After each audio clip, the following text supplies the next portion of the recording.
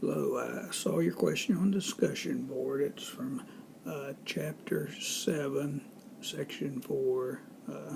I guess it's number 7, from the exercise. And they give you the value of n, p, and x. And they tell you they want you to use this formula, the binomial probability formula.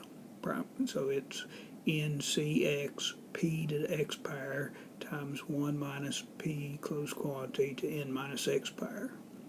So they give you the three numbers to put in. They want your x is 15, n is 30, so it's going to be 30 c 15, and p is 0.25, x is 15, times quantity 1 minus 0.25, close quantity, is 30 minus x. So that'll come out to 0.75, that'll come out to 15.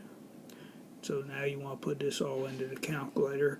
30C15, I put it in the calculator and I get a rather large number here, over 155 million. Then I put 0.25 to the 15th power. You may want to put it all at once in the calculator, but I get a really small number. It's in scientific notation. Then I put this into the calculator, and it's kind of a small number too. And you multiply those, and it tells you around, and there's the fourth decimal here, so it'll be 0.00193, and I'm rounding to the fourth decimal, so I drop off to 3. And you may want to type this all in the calculator one time instead of individually like I have here.